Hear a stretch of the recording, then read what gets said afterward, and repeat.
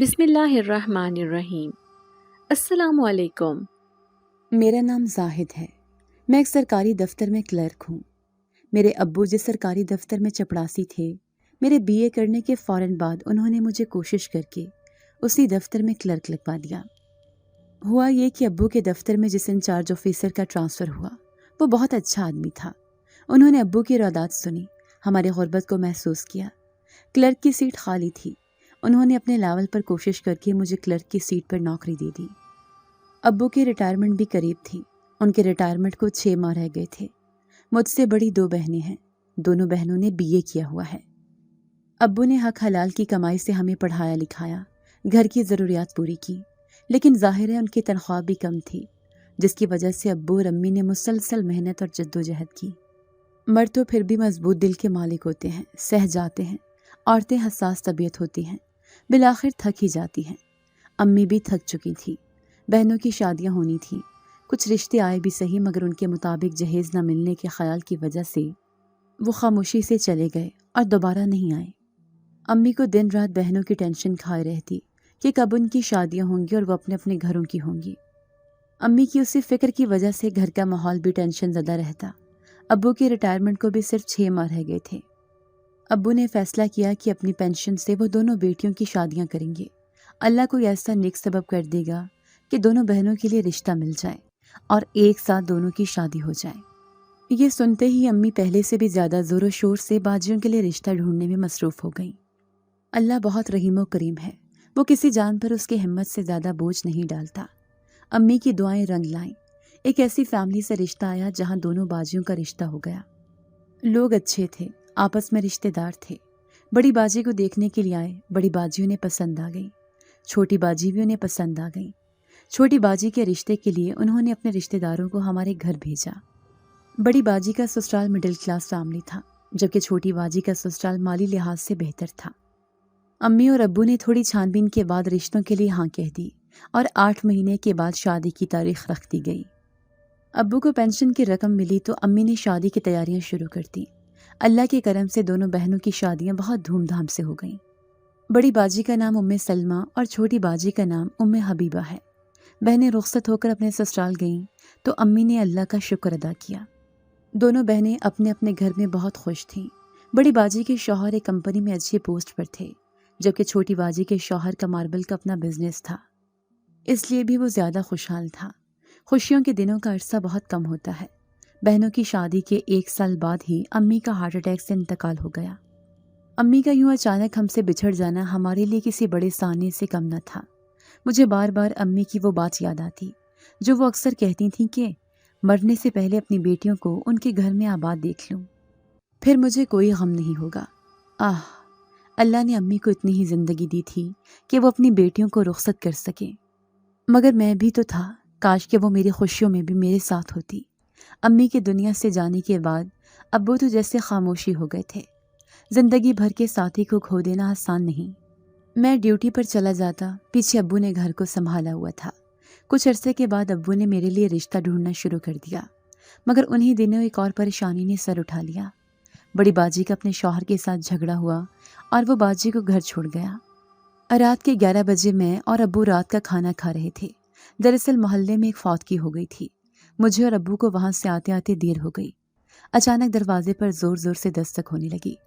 ابو نے کہا، اللہ خیر کرے، بیٹا دیکھنا ذرا کون ہے؟ میں جی ابو کہتا ہوا دروازے کی طرف لپکا۔ دروازہ کھولا تو باجی دروازے پر حال بے حال کھڑی رو رہی تھیں۔ میں نے پوچھا، باجی آپ اس وقت یہاں اور اکیلی؟ رحمان بھائی کہاں ہیں؟ مگر باجی سلمہ کی آنکھیں رو رو کر سوجی ہوئی تھیں، جیسے کئی گھنٹوں سے رو رہی ہوں۔ باجی روتے ہوئے گھر کے اندر داخل ہو گئی۔ انہیں اس حالت میں دیکھنا ہمارے لیے کسی بڑے صدمے سے کم نہیں تھا۔ ابو کافی دیر باجی کو چپ کراتے رہے۔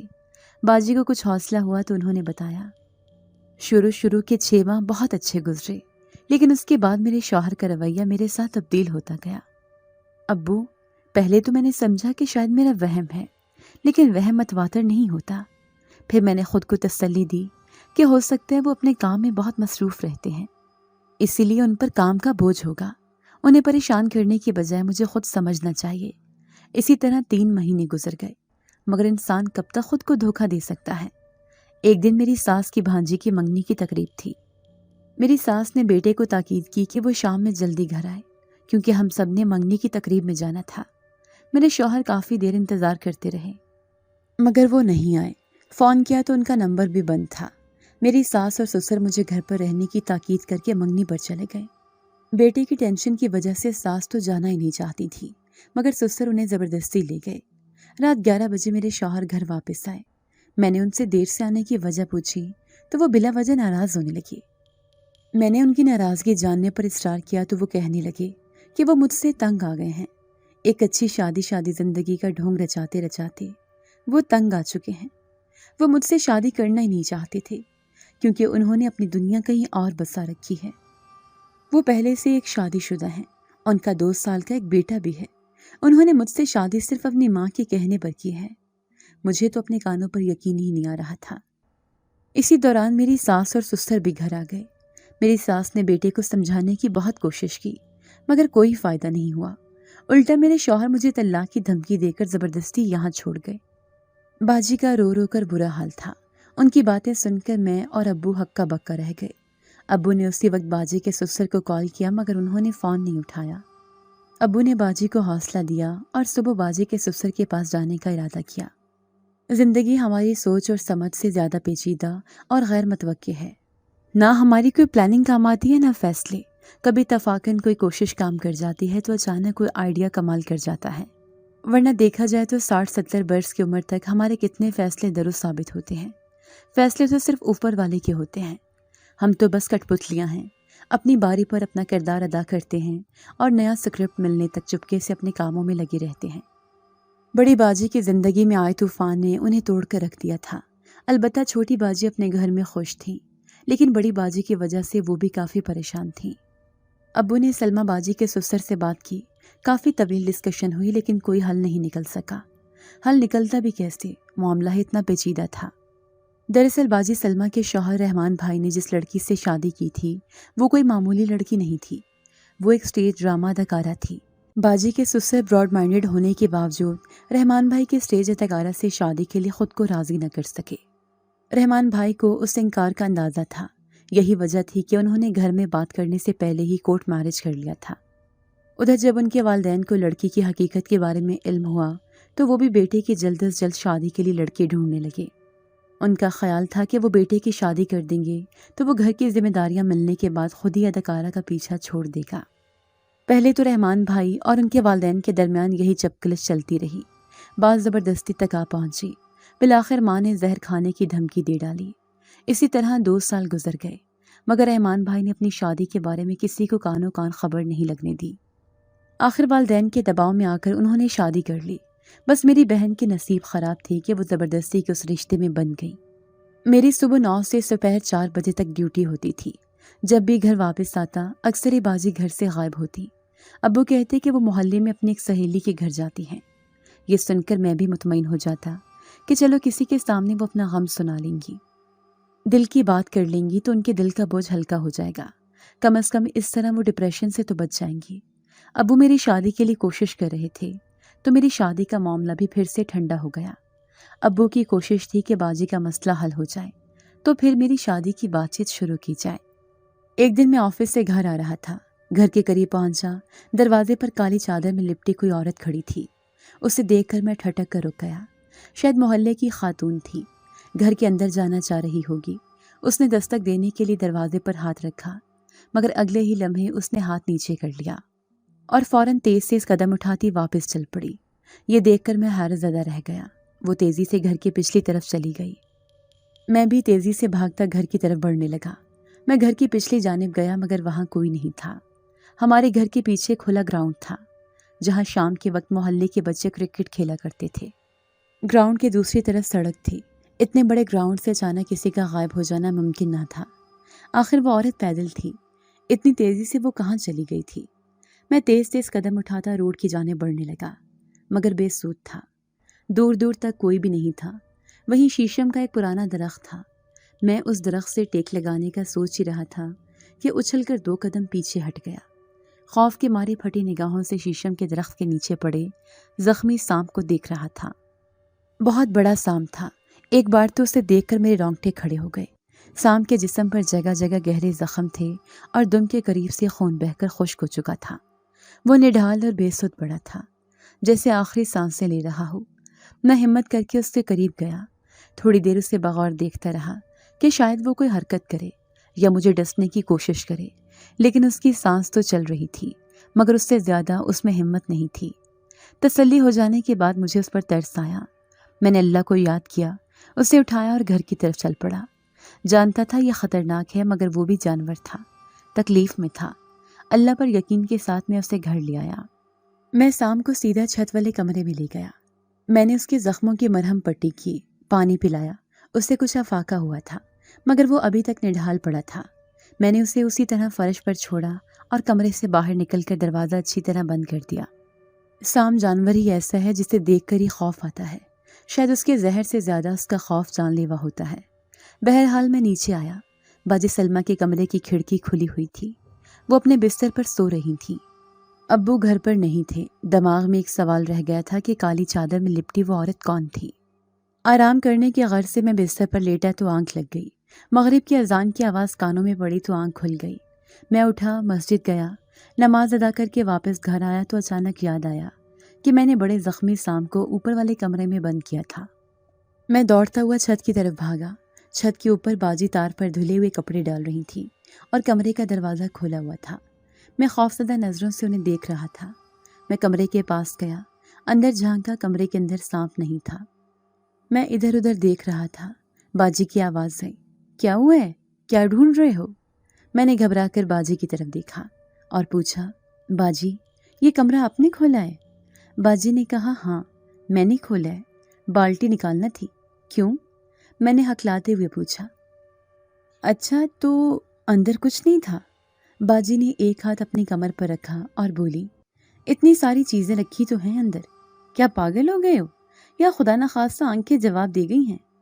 میں نے خود کو نارمل کرتے ہوئے کہا، نہیں، میں تو بس ویسے ہی کہہ رہا تھا، برسات کا موسم ہے نا، زہریلے کیڑے وغیرہ اس موسم میں زمین سے نکل آتے ہیں، اس لیے آپ بھی احتیاط کیا کریں۔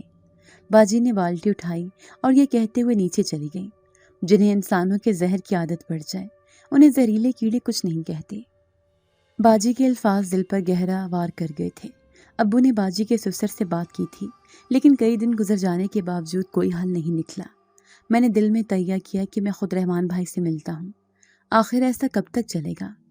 میری بہن فالتو چیز نہیں ہے، احساسات اور جذبات رکھنے والی جیتی جاگتی انسان ہے۔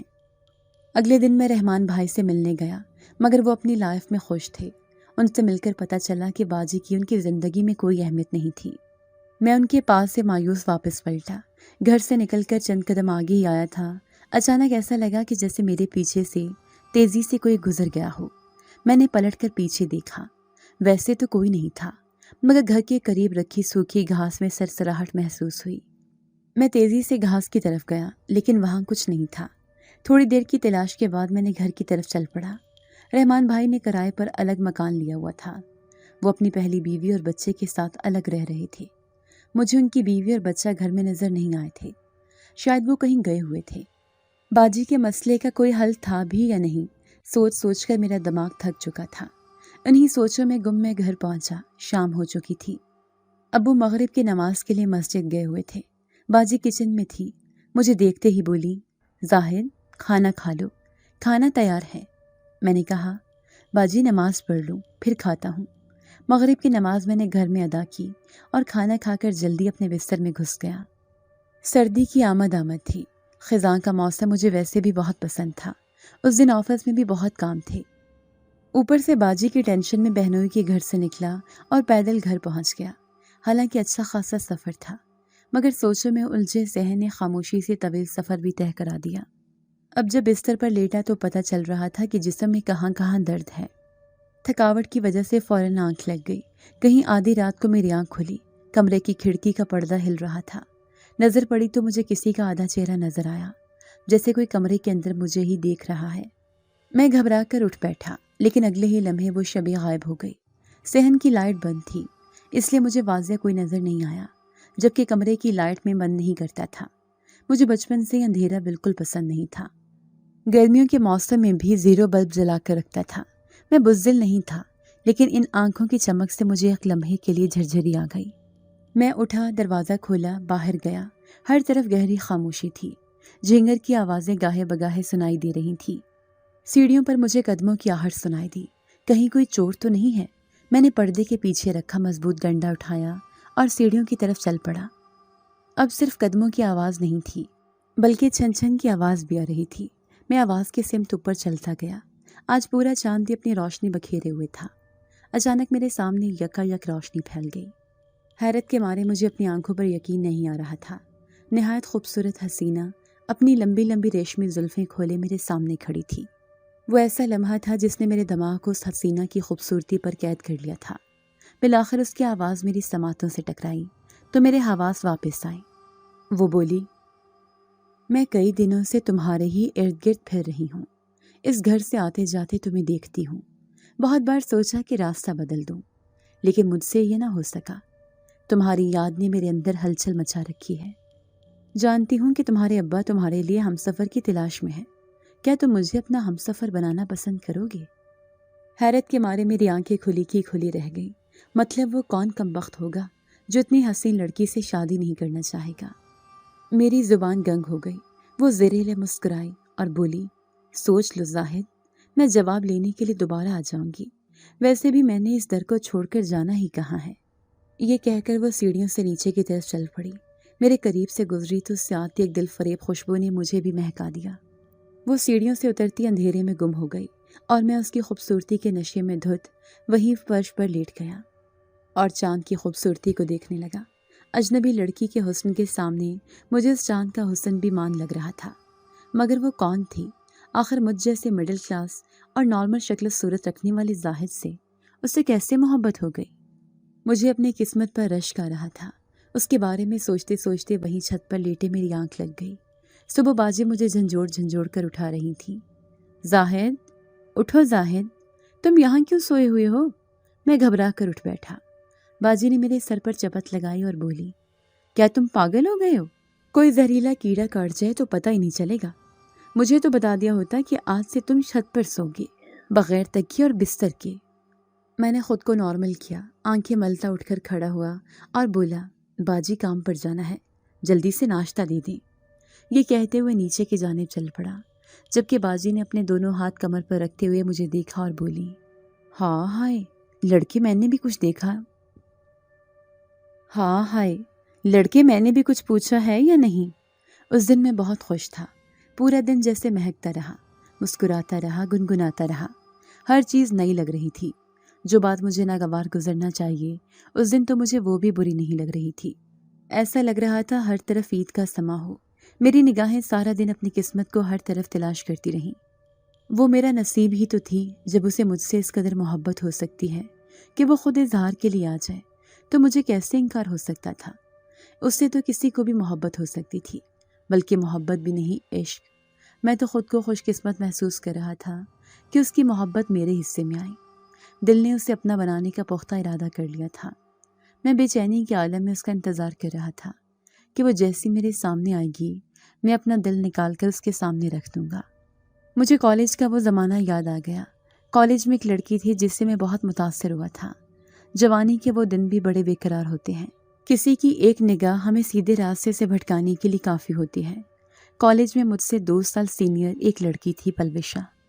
کالج کی فرسٹ پوزیشن ہولڈر اور خوبصورت اتنی کہ کالج کا ہر لڑکا اسے سلام دعا رکھنے کا خواہش مند تھا، اور میں بے وقوف ایوریج اسٹوڈنٹ اس کے راستے میں بہانے سے کھڑا ہوا کرتا تھا کہ شاید کسی دن اس کی ایک نظر مجھ دیوانے پر بھی پڑ جائے۔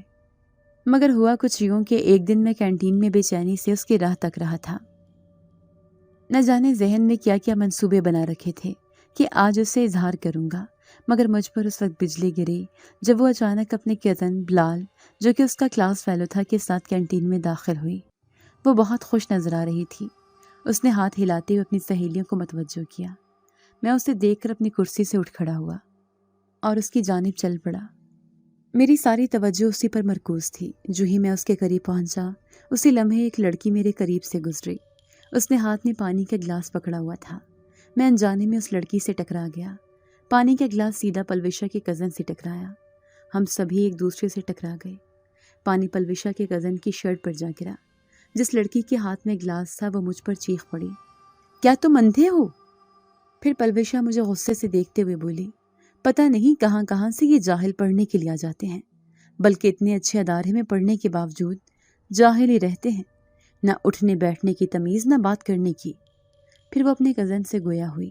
اوہ، سارا موڈ خراب ہو گیا۔ اس کے کزن نے میری طرف دیکھا اور اپنی شرٹ کو جھاڑتے ہوئے بولا، رہنے دو، اب جو ہوا سو ہوا۔ اس نے پلوشا کا ہاتھ پکڑا، دونوں آگے بڑھ گئے۔ میری عزت جو پہلے ہی 2 کوڑی کی تھی وہ بھی مٹی میں مل گئی۔ پلوشا سہیلیوں سے گلے ملنے لگی۔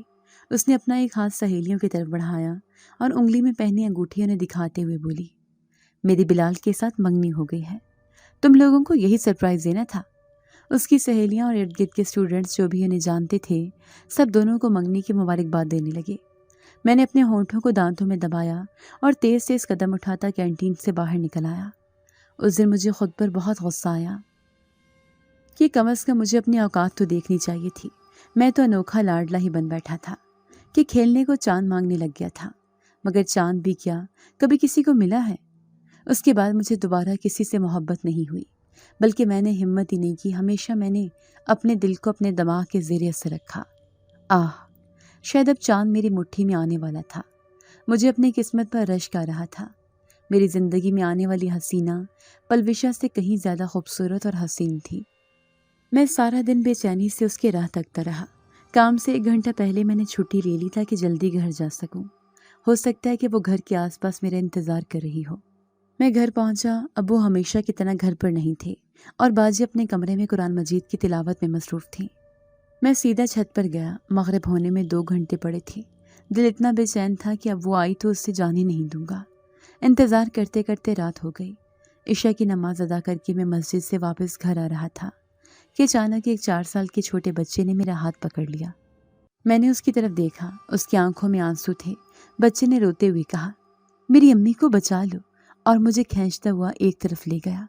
میں نے بارہا اس سے پوچھا کہ وہ کون ہے، اس کا گھر کہاں سے ہے، اس کی امی کو کیا ہوا ہے، مگر وہ روئے جا رہا تھا، کوئی جواب ہی نہیں دے رہا تھا۔ چلتے چلتے ہمیں گھر کے سامنے رکے۔ بہت چھوٹا سا ٹوٹا پھوٹا مکان۔ گھر کے اندر سے رونے اور درد سے کراہنے کی آوازیں آ رہی تھیں۔ میں فوراً اندر داخل ہو گیا۔ بچہ کمرے کی طرف بھاگا جہاں سے آوازیں آ رہی تھیں۔ میں بھی بچے کے پیچھے بھاگا۔ کمرے کی دہلیز پر رک کر میں اندر چارپائی پر لیٹی نوجوان لڑکی کو دیکھتا رہ گیا۔ اگر میری نظریں دھوکہ نہیں کھا رہی تھیں تو یہ وہی لڑکی تھی جو کل رات چھت پر مجھ سے ملنے آئی تھی۔ لڑکی کے چہرے اور جسم پر جگہ جگہ زخموں کے نشان تھے، جیسے کسی نے اس پر بے ایمانہ تشدد کیا ہو۔ اس کے ریشمی زلفیں چارپائی سے نیچے گریں، فرش کو چھو رہی تھیں۔ مجھے دیکھتے ہی وہ اٹھ کر بیٹھنے کی کوشش کرنے لگی، کیونکہ درد کے باعث اس سے اٹھا نہیں جا رہا تھا۔ بمشکل اٹھ کر بیٹھی۔ بچہ بھاگ کر اس سے لپٹ گیا۔ اس نے آنسوں سے تر گالوں کو صاف کیا اور بولی، تم یہاں کیسے؟ بچہ اپنی توتلی زبان میں کہنے لگا، امی، میں انہیں یہاں لے کر آیا ہوں کہ آپ کو بچائیں۔ میں ڈر گیا تھا کہ کہیں ابو آپ کو مار ہی نہ دے۔ امی، ابو۔ میرے خوابوں کا محل چند لمحوں میں دھڑام سے زمین پر آ گرا۔ غم کی حالت میں وہیں دہلیز پر دروازے کے ساتھ ٹیک لگا کر بیٹھ گیا۔ لڑکی چارپائی سے نیچے اتری۔ اس نے اپنے بچے سے کہا، بیٹا، تم باہر جا کر کھیلو اور دھیان رکھنا، جیسے تمہارے ابو آئیں مجھے فوراً آ کر بتانا۔ جاؤ فوراً۔ بچہ دوڑتا ہوا باہر نکل گیا۔ وہ میرے سامنے نیچے آ کر بیٹھ گئی اور بولی، میں تمہیں دھوکہ نہیں دینا چاہتی تھی، سب کچھ بتانا چاہتی تھی، مگر وقت نے مہلت نہیں دی۔ میں شادی شدہ ہوں، مگر میرا یقین کرو، میری یہ شادی بھی دھوکے سے ہوئی تھی۔ میری ستیلی ماں نے چند پیسوں کے لالچ میں میری شادی ایک بوڑھے سے کر دی۔ میری شادی کے 2 سال بعد وہ خود تو مر گئی اور مجھے اس جہنم میں جھونک گئی۔ میں نے طلاق کے لیے وکیل سے بھی بات کر لی ہے۔ میں نے سوچا تھا کہ طلاق لے کر تمہیں سب حقیقت بتاؤں گی، پھر تمہاری مرضی، تم مجھے اپناؤ یا نہیں، مگر دیکھو مقدر نے ہمیں کن حالات میں ملوایا۔ میں نے اس کے چہرے کو غور سے دیکھا۔ معصوم چہرے پر بے بسی کی داستان صاف لکھی دکھائی دے رہی تھی۔ چند لمحوں بعد میں اٹھا اور واپس چل پڑا۔ میں نے پلٹ کر لڑکی کی طرف دیکھا۔ وہ آنکھوں میں امید لیے میری طرف ہی دیکھ رہی تھی۔ میں واپس چلا آیا اور یہی بہتر تھا۔ خوابوں کی کرچیاں آنکھوں میں چبھ رہی تھیں۔ زخمی آنکھوں سے آنسوں کی جھری بہہ کر میرے گالوں کو تر کر رہی تھی۔ میں پیدل گھر کی طرف چلا جا رہا تھا۔ بالآخر میں نے اپنے آنسوں کو صاف کیا اور خود کو حوصلہ دیا۔ میرے نصیب میں محبت تھی ہی نہیں، میرے نصیب میں تو صرف دھوکہ تھا۔ دھوکہ محبت کے روپ میں مجھے بہلانے کی کوشش کر رہی تھی۔ ایسا نہیں تھا کہ مجھے اس سے ہمدردی نہیں تھی، ایسا بھی نہیں تھا کہ مجھے لازمی کنواری لڑکی سے محبت ہونا تھی۔ میں اتنا تنگ نظر نہیں تھا، ایسا بھی نہیں تھا کہ میں اس کی مدد نہیں کرنا چاہتا تھا۔ مجھے بس اس بات کا دکھ تھا کہ اسے مجھ پر محبت کا بوجھ ڈالنے سے پہلے مجھے سب کچھ بتانا چاہیے تھا۔ میں خود کو اس کے لیے تیار تو کرتا، میں اس کے راستے کی کرچیاں چننے کے لیے اس کی طرف ننگے پاؤں دوڑا چلا جاتا، مگر اس کا طریقہ غلط تھا۔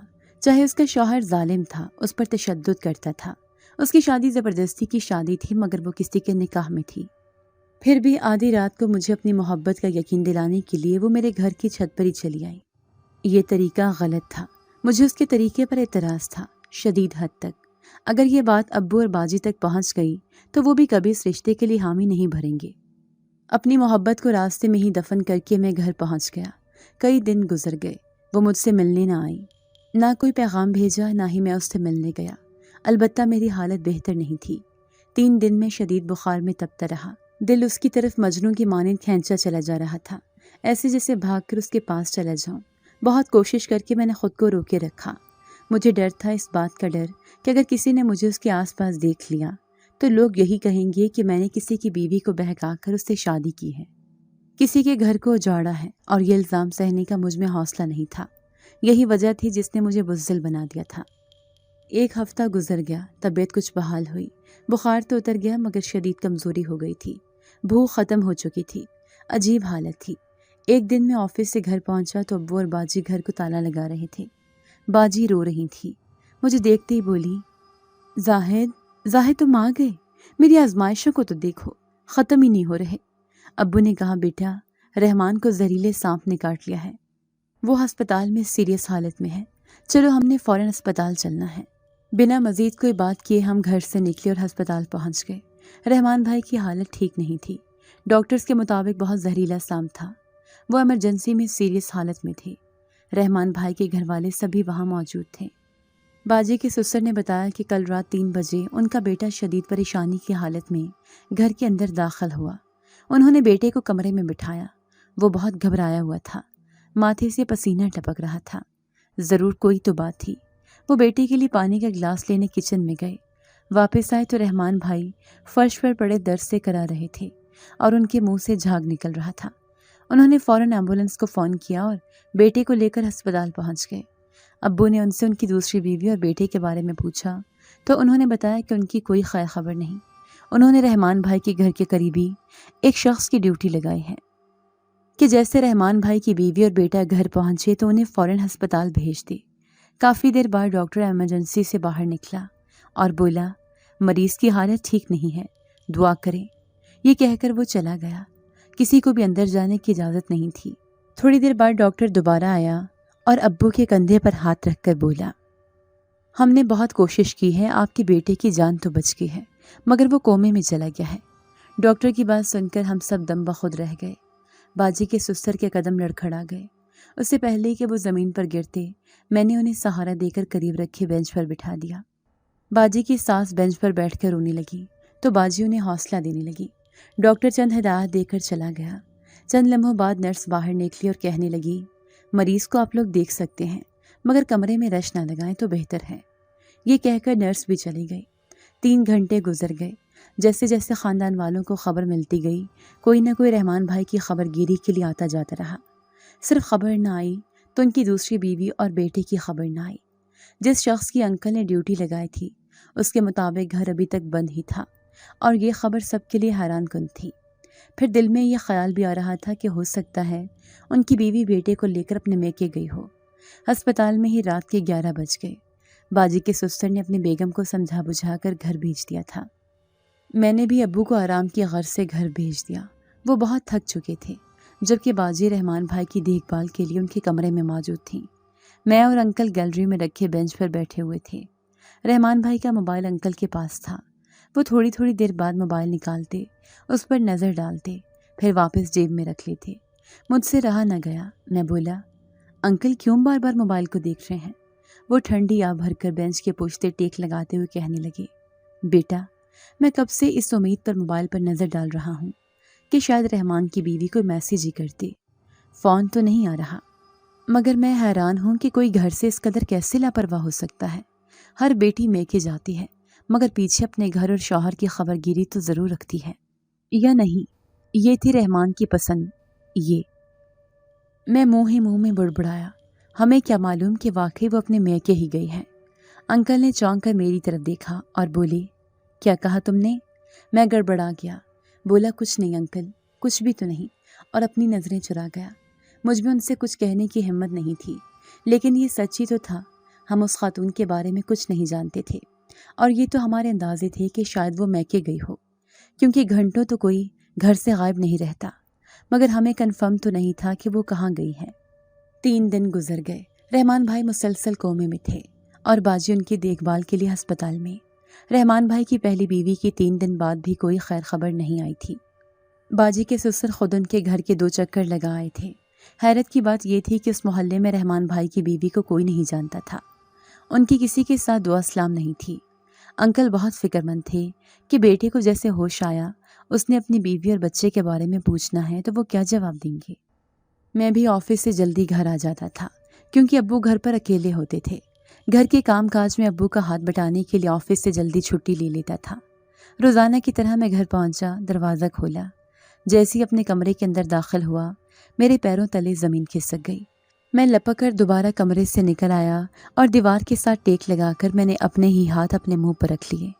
یقینی اور بے یقینی کی کیفیت میں نے خود کو چٹکی کاٹی، مگر میں خواب نہیں دیکھ رہا تھا۔ میں دوبارہ کمرے کے اندر جھانکا، وہ وہیں بیڈ پر بیٹھی مجھے دیکھ کر مسکرا رہی تھی۔ کمرے کی دہلیز پر کھڑے کھڑے میں نے ڈرتے ڈرتے کچھ کہنا چاہا تو وہ بولی، اندر آ جا بزدل، کیا تم باہر ہی کھڑے رہو گے؟ میں تو سمجھی تھی کہ تم میری تعریف کرو گے، مگر مجھے نہیں پتا تھا کہ تم اتنے بدھو ہو۔ یہ کہہ کر وہ کھڑی ہو گئی اور دوپٹے کا پلو منہ میں دباتے ہوئے بولی، کیسی لگ رہی ہوں میں اپنے حواس پر قابو پاتے ہوئے کمرے کے اندر آیا اور بولا، تم یہاں کیا کر رہی ہو، اور وہ بھی اس حالت میں؟ وہ بولی، میں یہاں تمہارے لیے آئی ہوں، ہم آج شادی کرنے والے ہیں۔ شادی کا لفظ سنتے ہی میرا اعتماد زمین بوس ہو گیا۔ خوف کے مارے جسم میں جھرجھری پھیل گئی۔ وہ خوبصورت قاتل حسینہ سرخ جوڑا زیب تن کیے ہوئے تھی۔ سرخ چوڑیاں اور ہلکا زیور اس کی خوبصورتی کو 4 چاند لگا رہا تھا۔ مگر شادی کی بات کہاں سے آ گئی؟ اس کے اور میرے بیچ ایسا کچھ نہیں تھا کہ میں اس سے شادی کرتا۔ میں اسے شادی کیوں کروں گا جسے دیکھ کر مجھے ڈر لگتا ہے، جس کی شناخت میرے لیے اب تک ایک ماما بنی ہوئی تھی، جس کا ایک 4 سال کا بیٹا بھی تھا۔ وہ بولی، بس کر دو زاہد، کیوں اس قدر پریشان ہو رہے ہو؟ تم میرے بیٹے اور شوہر کے بارے میں سوچ رہے ہو نا؟ دیکھو، وہ آدمی اب میرا شوہر نہیں رہا، میں نے اس سے طلاق لے لی ہے اور وہ اپنے بیٹے کو بھی اپنے ساتھ لے گیا ہے۔ اچھا ہی ہوا، کسی کے بیٹے کا بوجھ میں تم پر کیوں ڈالتی؟ وہ میری طرف بڑھے۔ میں چلایا، رک جاؤ، وہیں رک جاؤ، تم سے کس نے کہہ دیا کہ میں تم سے شادی کروں گا پاگل لڑکی؟ تم جاؤ یہاں سے، میں کوئی تم سے شادی نہیں کر رہا۔ میں نے تم سے نہیں کہا کہ تم اپنے شوہر سے طلاق لو۔ تم ہو کون؟ میں تمہیں نہیں جانتا۔ میری باتیں سن کر اس کا چہرہ بدل گیا۔ وہ بولی، لیکن تم مجھ سے محبت کرتے ہو، تمہاری آنکھوں نے مجھے پیغام بھیجا تھا، تبھی تو میں ساری کشتیاں جلا کر یہاں آئی ہوں۔ میں بولا، ایک منٹ، میری آنکھوں نے تمہیں پیغام بھیجا تھا کہ میں تم سے محبت کرتا ہوں؟ کیا تم سائیکو ہو؟ میرے گھر سے چلی جاؤ اس سے پہلے کہ میرے ابو آ جائیں۔ وہ میرے قریب آئی اور بولی، دیکھو، تم سمجھ نہیں رہے ہو، میں صرف تمہاری خاطر یہاں آئی ہوں۔ اب کیا تمہیں مر کر دکھاؤں؟ پھر تمہیں میری محبت پر یقین آ جائے گا۔ میں نے اسے کلائی سے پکڑ کر کمرے سے باہر دھکیلا اور بولا، فوراً میرے گھر سے نکل جاؤ اس سے پہلے کہ ابو آ جائیں۔ وہ غصے میں آ گئی، چلائی، زاہد دیکھو، میں آخری بار کہہ رہی ہوں۔ میں اس کی طرف لپکا تاکہ اسے گھر سے باہر نکال سکوں، لیکن اچانک اس نے میرے منہ پر ایک زناٹے دار تھپڑ رسید کیا۔ تھپڑ کھاتے ہی میں لڑکھڑایا اور اگلے ہی لمحے میں زمین پر تھا۔ میری آنکھ کھلی، میرا سر بہت بھاری ہو رہا تھا، مجھ سے اٹھا بھی نہیں جا رہا تھا۔ کمرے میں اندھیرا تھا، میں آنکھیں پوری طرح کھول چکا تھا، لیکن کمرے میں کافی اندھیرا تھا۔ میں ہڑبڑا کر اٹھ بیٹھا۔ کمرے میں ایک روشن دان تھا جس سے چھن چھن کرتی روشنی کمرے کے اندر آ رہی تھی۔ روشنی کیا تھی؟ روشنی کی لکیر تھی جو کمرے کی آدھی دیوار تک آ کر ختم ہو رہی تھی۔ मैं कमरे की दीवारों को टटोलते हुए कमरे का दरवाज़ा तलाश करने लगा, मगर दरवाज़ा ना मिला। हर तरफ दीवार थी। शायद 2 से 3 चक्कर तो मैंने कमरे के गिर्द लगाए होंगे। आखिर थक हार कर बैठ गया। काफ़ी देर ज़मीन पर बैठा इधर उधर पहलू बदलता रहा। मुझे कमरे का वो सीन याद था जब उसने मुझे थप्पड़ मारा था। उसके बाद याद नहीं क्या हुआ था, मैं यहाँ कैसे पहुँचा। न जाने कितना वक्त गुजरने के बाद यक्का यक कमरे में रोशनी फैलने लगी। अचानक रोशनी तेज़ होती चली गई। मैं घबरा कर उठ खड़ा हुआ। मैंने अपनी आंखों पर हाथ रख लिया। चंद लम्हों बाद मेरी समातों से आवाज़ टकराई, देखोगे नहीं तुम्हारे सामने कौन खड़ा है। मैंने फ़ौरन अपनी आंखें खोल दी। मेरे सामने वही हसीना खड़ी थी, बहुत खूबसूरत गाउन में मलबूस, हल्का जेवर पहने। उसकी खूबसूरती चांदनी की माने चमक रही थी। यकीनन वो पहले से ज़्यादा हसीन हो गई थी। मैं हैरत से आंखें फाड़े उसकी खूबसूरती में खो गया कि अचानक उसके लफ्ज़ों ने मेरा सहर तोड़ा। मेरा हुस्न लाजवाल है, यूं देखोगे तो इसमें डूब जाओगे। मैंने शर्मिंदगी से नज़रें चुराते हुए कहा, कौन हो तुम और मुझसे क्या चाहती हो? मगर देखो, मुझसे अब कोई झूठ मत बोलना, क्योंकि मुझे इतना तो इल्म हो चुका है कि तुम आम इंसान नहीं हो। मेरी बात सुनकर वो कहका लगाकर हंस पड़ी और बोली, अरे पगले, मैं तो इंसान ही नहीं हूँ, मैं तो एक नागिन हूँ। मेरा नाम जहरीली है और चंद सालों बाद अपने 100 साल पूरा करते ही बहुत ताकतवर होने वाली हूँ।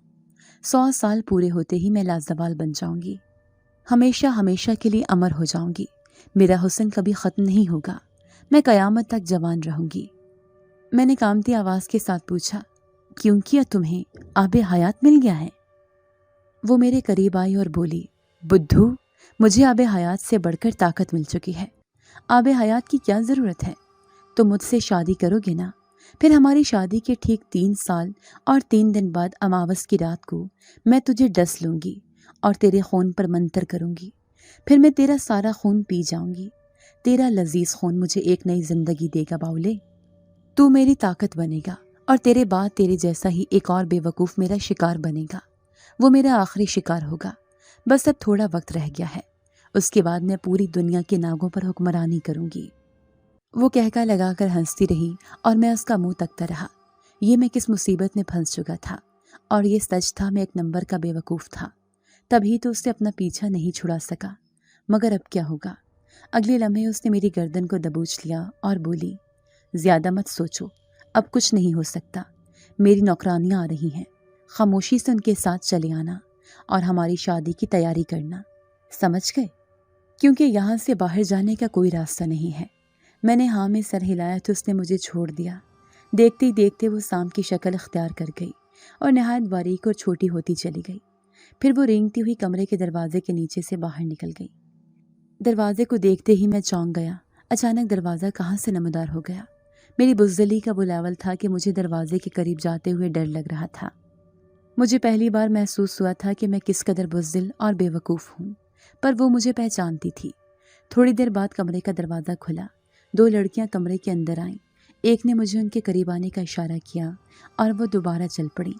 मैं भी थर थर कांपता उनके पीछे हो लिया। चलते चलते हम एक खूबसूरत कमरे में पहुंच गए। एक लड़की बोली, कमरे की अलमारी से खूबसूरत लिबास पहनकर तैयार हो जाओ, थोड़ी देर बाद तुम्हारी और जहरीली मलिका की शादी है।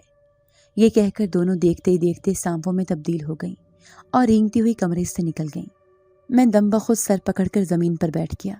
मेरी बुज़दिली अपनी जगह हकीकत थी, मगर मैं खामोश नहीं बैठ सकता था। मौत का खौफ तो बच्चे को भी बहादुर कर देता है, वो भी अपनी जान बचाने के लिए हाथ पांव मारना शुरू कर देता है। मैं उठा, जल्दी से मुंह धोया, अलमारी खोली। वहाँ 1-2 नहीं बल्कि पूरी अलमारी खूबसूरत कपड़ों से भरी पड़ी थी। मैंने एक लिबास निकाला, उसे ज़ेबतन किया, खूबसूरत जूते पहने, कंघी की और तैयार हो गया। बेचैनी की हालत में कमरे में टहलने लगा। कोई कमज़ोरी तो जहरीली नागन की भी होगी। उससे मिलने से लेकर अब तक उसकी एक एक याद का जायज़ा लेने लगा। मुझे भी उसकी कोई कमज़ोरी मिल जाए ताकि मैं भी उसके चंगुल से आज़ाद हो सकूं। थोड़ी देर बाद नौकरानियां दोबारा नमदार हुईं। उन्होंने मुझे साथ लिया और एक गार में पहुंच गईं। जहरीली नागन दुल्हन बनी इतनी हसीन लग रही थी जैसे वो अपने हुस्न से मारना चाहती है। गार के बीचों बीच अलाव जल रहा था जिसमें आग भड़क रही थी। एक बुजुर्ग भी खड़ा था। यकीनन उसने हमारी शादी की रस्में करनी होंगी। जहरीली ने मुझे अपने करीब आने का इशारा किया। میں ڈرتے ڈرتے اس کے قریب جا کر کھڑا ہو گیا۔ بزرگ نے کوئی منتر پڑھنا شروع کیا۔ اس کے ہاتھ میں ایک تھالی میں سیاہ رنگ کے بہت سارے بیج تھے۔ وہ منتر پڑھتا جاتا اور ان بیجوں کو آگ میں پھینکتا جاتا۔ دل اور دماغ دونوں پریشان تھے، کوئی ترکیب نہیں سوجھ رہی تھی کہ اچانک زہریلی نے بزرگ کو اشارہ کیا کہ وہ منتر جلدی ختم کرے۔ اسی لمحے میری نظر بزرگ کے قریب زمین پر رکھے تھال پر پڑی، جس میں ڈھیروں پھل اور تیز چاقو رکھا ہوا تھا۔ میں نے زہریلی کا ہاتھ پکڑا اور اسے آگ میں دھکا دے دیا۔ اس کی چیخ نکلی اور آگ اس کے لباس کو جلانے لگے۔ وہ چیختی چلاتی میری طرف بڑھی، مگر میں نے اس کے گلے میں موجود ہیرے کا لاکٹ کھینچ لیا۔ وہ چلائی، ظاہر میرا لاکٹ مجھے واپس کر دو، یہ میری عمر بھر کی محنت ہے، میری ساری طاقت ختم ہو جائے گی، میری محنت برباد ہو جائے گی۔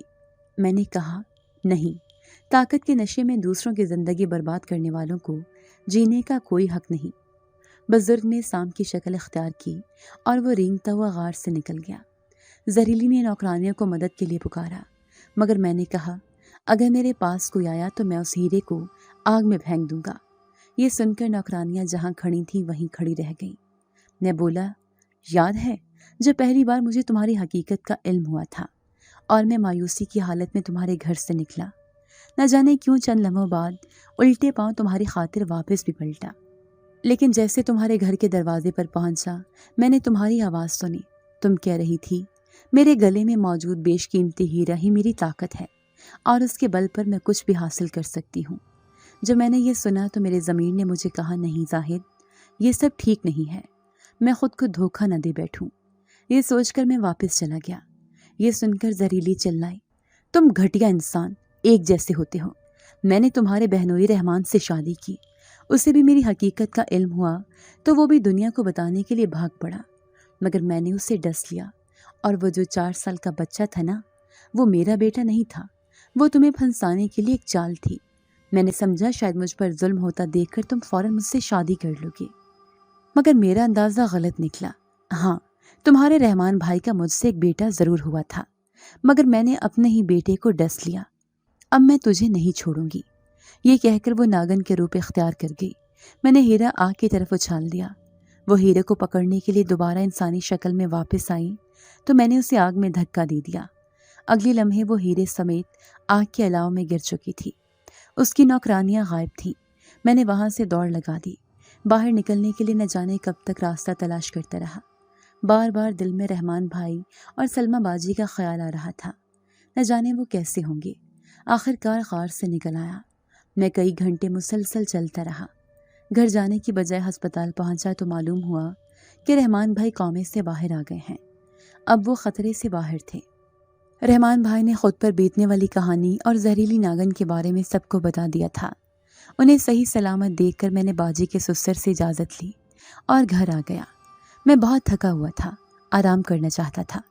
اس واقعے سے میں نے یہ سیکھا کہ زندگی انہونی کا نام ہے، اس لیے بڑے بڑے فیصلوں میں اپنے بڑوں کو ضرور شریک کرنا چاہیے، کیونکہ دھوکہ اکثر بے حد خوبصورت ہوتا ہے۔ اگر آپ کو آج کی ہماری کہانی پسند آئی ہے تو اسے لائک کیجیے اور اپنے پیاروں کے ساتھ شیئر کیجیے، اور ہاں، اگر آپ نے ابھی تک ہمارا چینل سبسکرائب نہیں کیا تو ضرور کیجیے۔